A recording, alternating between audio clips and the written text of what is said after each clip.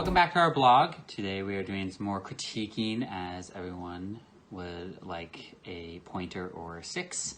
We have about 150 to go, so keep staying tuned.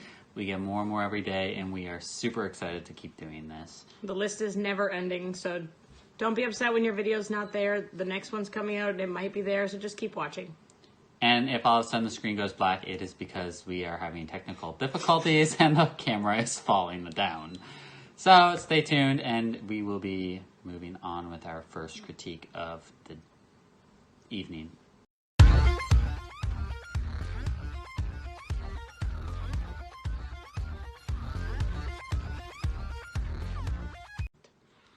Alrighty, so our first critique of the evening is going to be from Phoebe, and she is from England. She is 16 years old, and she is show jumping her 15-1 hand horse. In my case, he's a honey. He's not quite a horse. 16 hands is a horse. 14-2 is a pony. In between is a honey. Sounds about right. Honies, they're great. Everyone loves a honey. Anyway, she would like some critiquing on, as we read here, a lot of drifting, as well as He lacks impulsion coming up to the fence. Yep, so he gets sticky off the base of the fence, in other words. And he's a bit of a pole tapper and clumsy with his feet. Yes, so those are some pretty tough critiques as we go. Now, the video is not the greatest quality. It is hit and miss. We have some blurriness, some distance that we're lacking, and everything throughout the video. So we're trying our best here as we squint through this. The farther away she gets, the harder it is for us to see. Yes. So my first instinct was she does need to shorten her stirrups, and she does need to get off his back a little bit. There is a lot of driving with her upper body and her seat. When you're sitting behind the vertical, you can't really get your horse out. Like, she's sitting too far back that she's pushing too hard into the seat with her tailbone. Exactly, and he's just dying. There's nothing in the front end. You're driving the hind end that's going nowhere. Yeah. He's sluggish. That's why he's getting deep. He's going to hit rails. He's not going to jump. He's just blah. When you shorten your stirrups, think about bringing your lower leg back underneath you a little bit more so that you're not quite so set in a chair seat. Yeah, and soften your knees. You're pinching with your knees.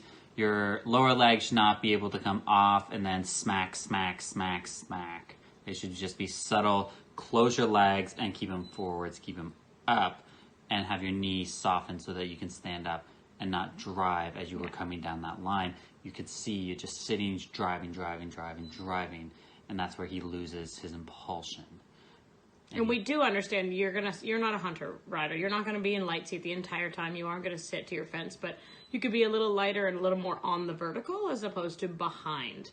And just driving your tailbone into the saddle is not going to help him elevate. It's actually going to sink his back underneath you, and you want him to round up and carry himself. Bring the lower leg back, wrap it down and around his belly, lighten your seat, and lift him up. Yeah, as we're coming over one of these last little oxers here, came up over this blue oxer here, and you just kind of got a little bit lost, and then when you come around the vertical, you're just driving, and this last jump, it's just kind of a take the wheel Jesus moment. Okay? What you have to do is you have to bring him back. He's kind of just going down. You need to lift him up so he's elevated so he can jump around, or he's not going to jump flat. Take the flyers. There was an extra step in there that you could have saved yourself. And then you're not sitting on his back and catching him in the mouth. And again, going back to a couple of critiques ago, we talked about jumpers, and you don't need to gallop fast. You need to lengthen your stride. Yes. And everybody thinks it's all about speed, and it is. I mean, you do have to get a good time, but just because you're running fast means you're going to take poles down. Collect your horse, balance your horse, and lengthen the stride to get the impulsion as opposed to just going hell-bent for leather to get over the fence. Yep, just half halt, elevate, add the leg to open the stride, and everything is just going to go smoother, and your time is going to be there. And there's plenty of options to take out strides. There's corners and all that stuff throughout this course. It's a pretty simple course. So I hope these critiques help you, and best of luck in the show ring. Good luck, Phoebe.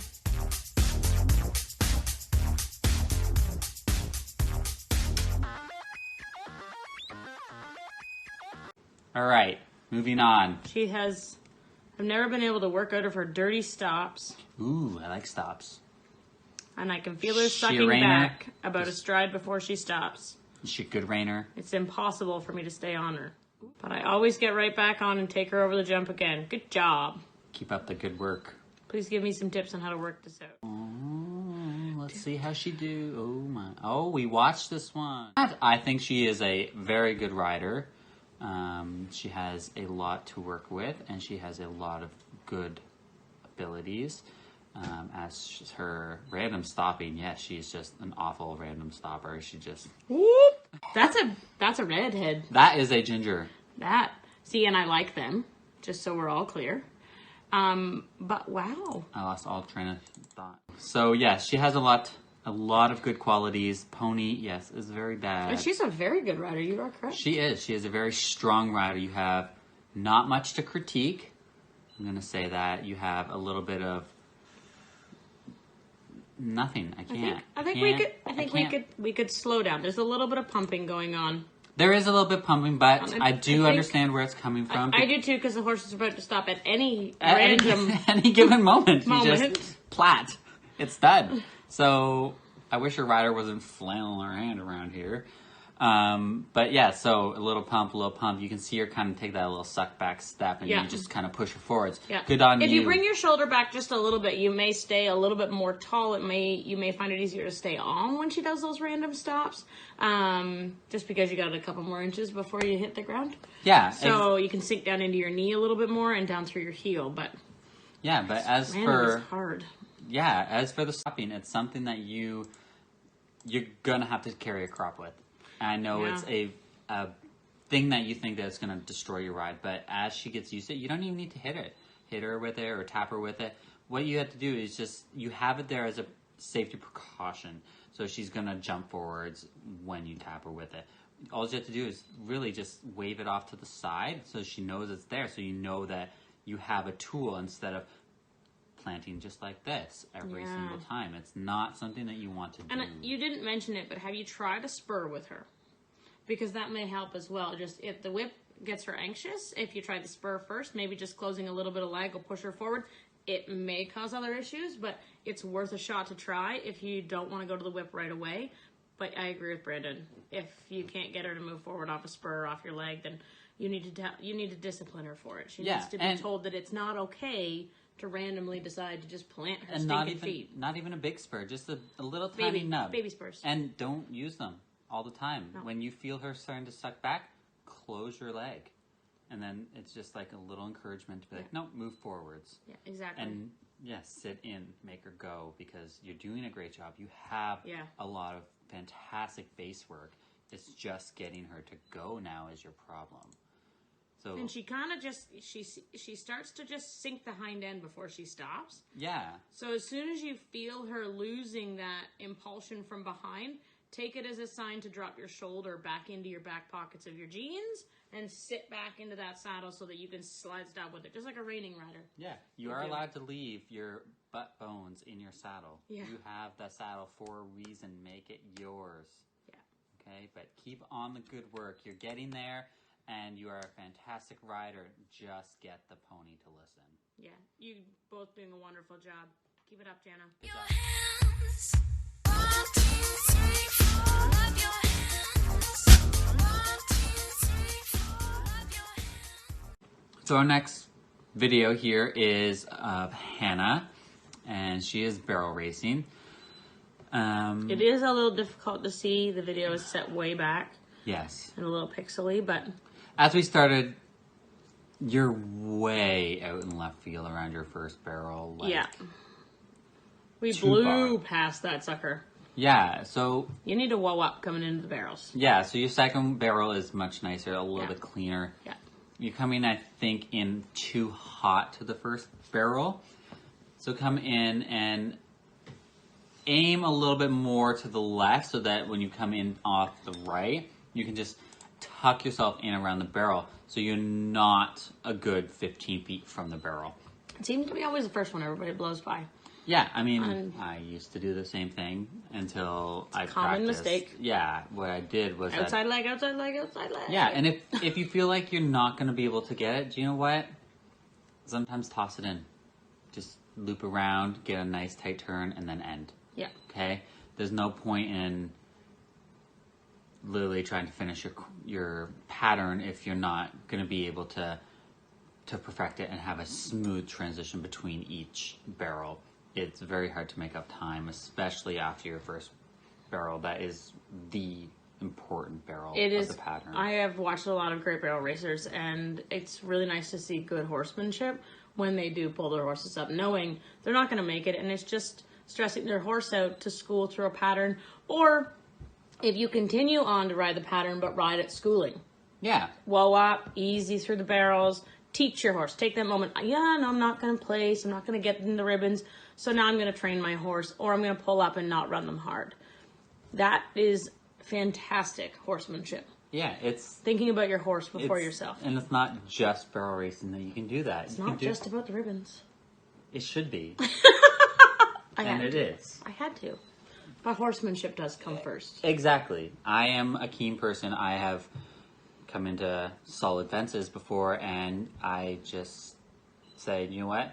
No, it's not going to be that type of round. My jumper rounds turn into schooling trips, so I take my time, especially if the horse isn't cooperating. We just ease our way into making it perfect and ending on a good note.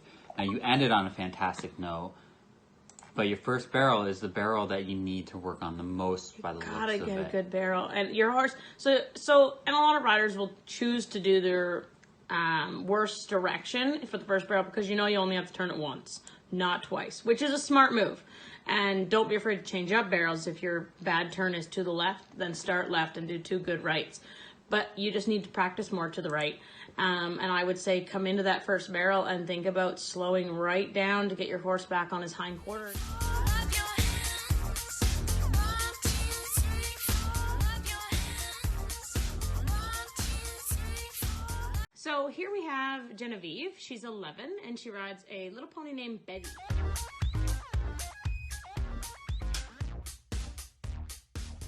Hope her name's Betty Boop. And Betty Boop is apparently a bit of a poop. She is pushy and stubborn and strong.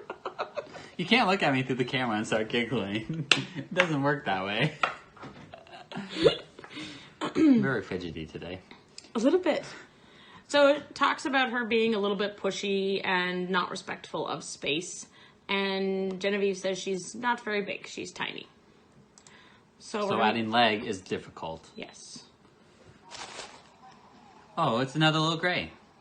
We have a lot of grays. She's actually not that petite considering the No, size of this pony. considering the size of the I pony. was expecting slightly tinier child or a slightly larger pony.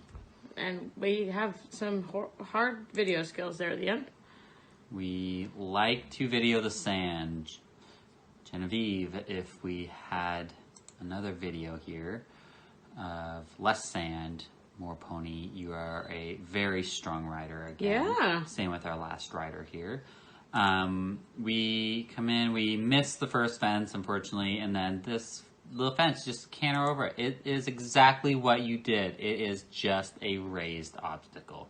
People always complain crossrails are jumps. They're not jumps. Not unless they're crossrails like we made the girls do the other night. Yes, unless they're over, I always say 2'6", 2'9" crossrails, then they're a jump. But under that, it's a raised obstacle. There are plenty of people who use 2-foot cavalettis in the dressage world to help with Elevation. balancing, getting Yeah. the horse to pick up their feet. It's different ways and different methods of training. Yeah. So you just canter over them like you do here, and that's Wonderful. yeah, it's perfect. You have such a balance, such a Got steady. really nice hands. She does very nice. Your toes could be slightly more turned in. Yeah. But other than that, I think it's great equitation that you She's have. looking up. She's looking ahead. She's got a soft hand, quiet leg, She good does. connection. There's a slight amount of crookedness in your rib cage. I would like to see you a little Over bit. the second jump. Yeah, a little bit taller, a little bit more square. You're right a little bit straighter after, not turn quite so soon. Use your corners. Yeah. They're a great thing to utilize. Straight to the wall and then turn. Exactly. So just stay up a little bit taller, just so you're not collapsing to the left here.